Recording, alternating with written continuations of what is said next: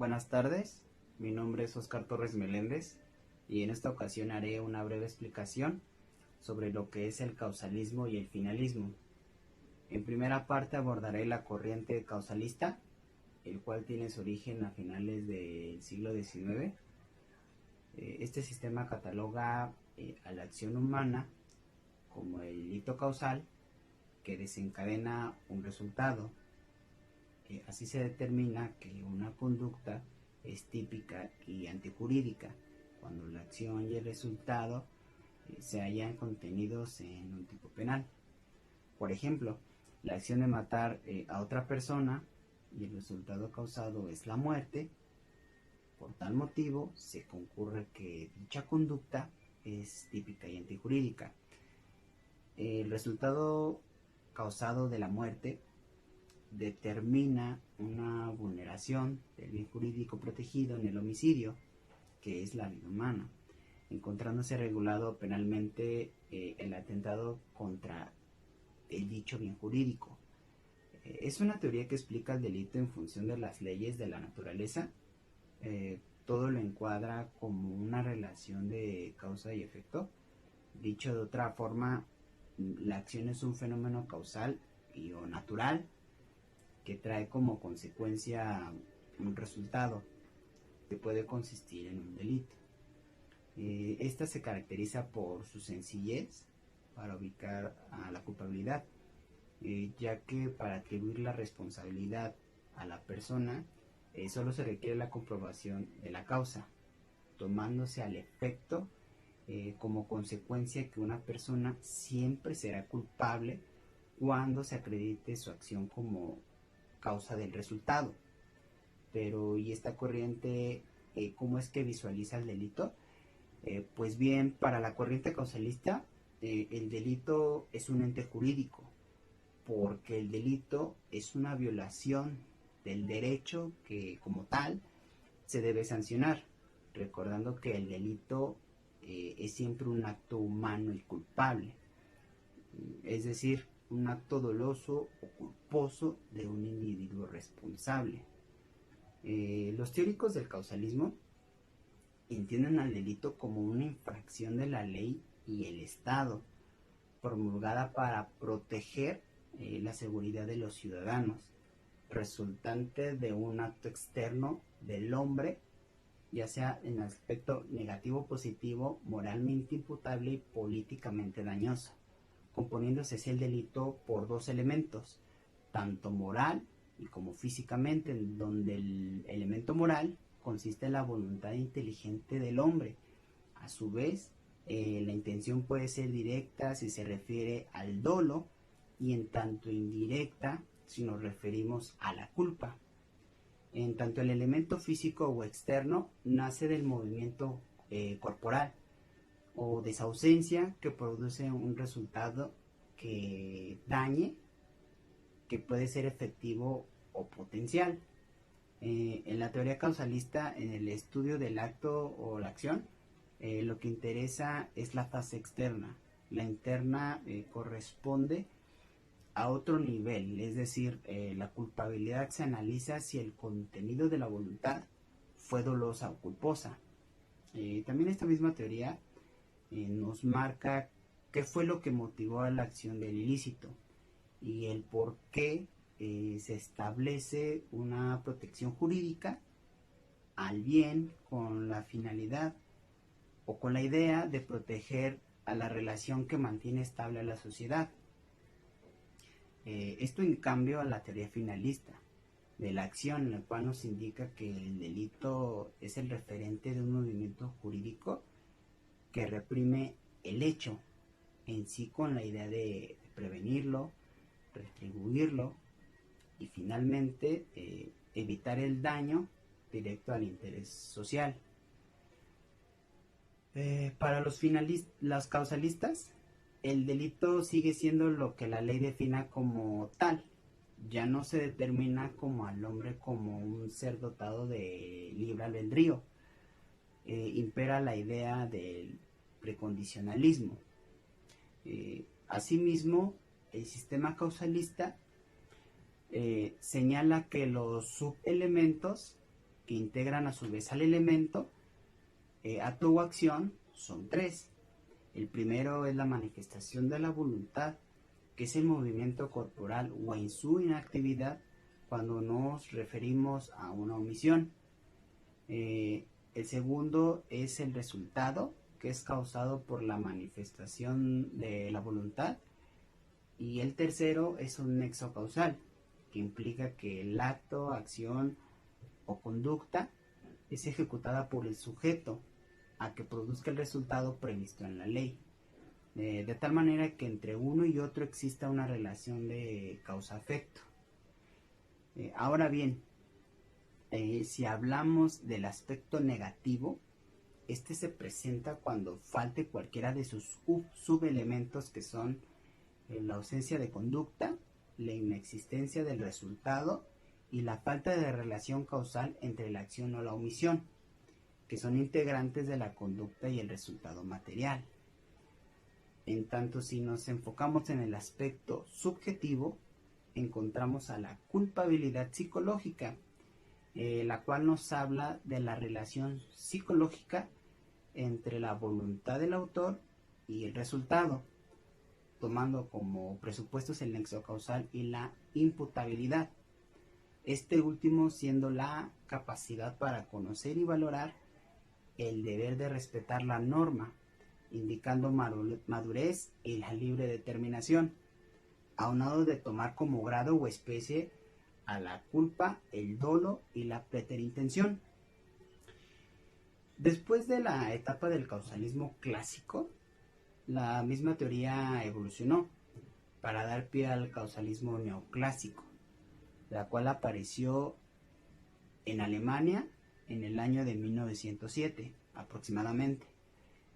Esta teoría consideró insuficiente la culpabilidad psicológica e imperante en el sistema clásico del delito y estableció las primeras ideas para una teoría normativa mixta o compleja de la culpabilidad. De este modo pasó de un puro nexo psicológico a más a un juicio de reproche. Esta teoría buscó definir al delito y aparecieron varias formas de conceptualizarla. Sin embargo, la definición más representativa nos indica que el delito es la acción típicamente antijurídica y culpable. Se abandonó la antigua clasificación entre una parte objetiva y otra parte subjetiva del delito, y en su lugar se comenzó a hablar de los elementos del delito. La acción, por su parte, es considerado como un comportamiento humano, es decir, una acción causal y socialmente relevante. En otras palabras, una acción social. A diferencia de la pura equivalencia de las condiciones imperantes en el concepto naturalista de acción del causalismo clásico, se dio paso a la teoría del nexo de causalidad objetiva de la relevancia típica, la cual consiste en que la relación causal por sí sola no puede fundamentar la responsabilidad por el resultado, sino que el resultado esté conectado causalmente con el acto de voluntad del autor. En tanto, cuando nos referimos al tipo penal, el causalismo clásico lo define como la descripción de la antijuricidad material. El tipo ya no es puramente objetivo y descriptivo, pues se desarrollan elementos normativos del tipo que son fundamentalmente valorativos, y los elementos subjetivos son referencias incluidas en la descripción típica. En la teoría causalista neoclásica, la culpabilidad deja de ser una mera relación psíquica entre el autor con su hecho, en la que se encuentra el dolo y la culpa, e incorpora el llamado juicio de reproche, que es en donde se conceptualiza la culpabilidad como un juicio de reproche que se le hace al autor por haber realizado un hecho típico y antijurídico, ya que pues pudo haber actuado conforme a la norma, pasando el dolo y la culpa como formas de la culpabilidad. Entonces, bajo este sentido se entiende entonces que es una culpabilidad normativa mixta, dado que introduce valores psicológicos y valorativos en un mismo nivel.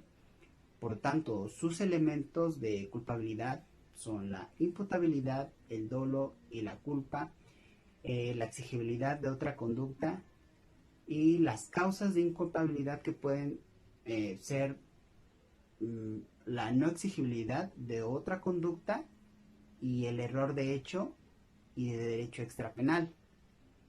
Ahora bien, en el año de 1904 surgió una nueva teoría y que durante años tuvo su desarrollo. Esta es la llamada teoría finalista, donde al igual que el causalismo tendría diversas discusiones entre los pensadores. En esta teoría final de acción se percibía a la acción como se desprende del ordenamiento jurídico. Esto en tanto a la reflexión de Helmut von Weber, mientras que Welser, el concepto de acción debía deducirse del análisis concreto del derecho vigente. En el finalismo el delito es definido como la transgresión culpable de las normas o bien la acción adecuada a un tipo antijurídica y culpable, pues todo delito es acción, pues únicamente una acción humana puede hoy tener por consecuencia una pena. No se puede llegar a determinar el concepto de delito sin referirse a las características de acción. En sus elementos se presenta una estructura del delito donde se rechazaba el esquema objetivo-subjetivo y este siendo sustituido por el objeto y la valoración del objeto.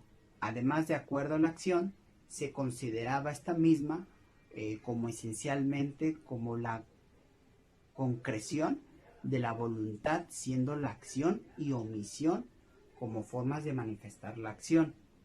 El tipo penal es considerado un tipo de acción haciendo una distinción entre un tipo objetivo y un tipo subjetivo, refiriéndose al tipo objetivo como aquellas características del delito que se concreta en el mundo exterior, y el tipo subjetivo corresponde a la existencia o ausencia del dolo.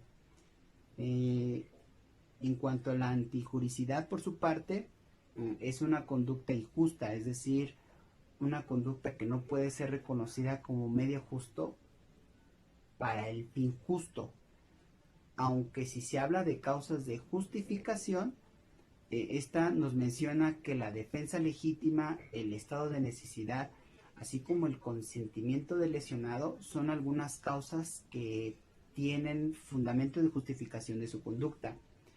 Esta antijuricidad deja de ser exclusivamente objetiva, como lo determina el causalismo clásico, y objetiva como en el causalismo neoclásico adquiere el carácter objetivo-subjetivo, es decir, una antijuricidad mixta. Esto porque las causales de justificación tienen precisamente un lado objetivo y subjetivo, siendo un juicio negativo de valor. En sí, la teoría finalista pretende restablecer la función ético-social del derecho penal y superar las tendencias naturalistas utilitarias en la ciencia del derecho penal que prevalecían en aquel tiempo. Para la teoría finalista, el derecho penal no tiene por objeto la protección de bienes jurídicos, sino más bien de valores éticos sociales y de carácter positivo. Se determina que la acción final es una actividad dirigida conscientemente en función del fin, donde el hombre puede prever las consecuencias posibles de una actividad. Esta teoría adopta una teoría normativa pura de la culpabilidad, es decir, la culpabilidad deja de ser un tipo psíquico y se convierte en un juicio de valor sobre un juicio psíquico, siendo una cualidad negativa de la acción del sujeto, no estando situada en la mente del autor del hecho. En resumen, la culpabilidad en esta teoría es un juicio de reproche que se realiza al sujeto por haber obrado contra el orden jurídico cuando hubiese podido actuar conforme al derecho, convirtiendo a la culpabilidad en una deuda del sujeto frente a la sociedad, toda vez que actuó contrario a la norma, pudiéndolo haber evitado. La culpabilidad normativa pura en el delito doloso se estructura con elementos como la capacidad de la culpabilidad, es decir, la imputabilidad, la posibilidad de comprensión de lo injusto y la obediencia precisamente al derecho. Bueno, esto sería todo de mi parte, esperando que esta breve explicación haya sido clara y de su agrado. Muchísimas gracias por su atención.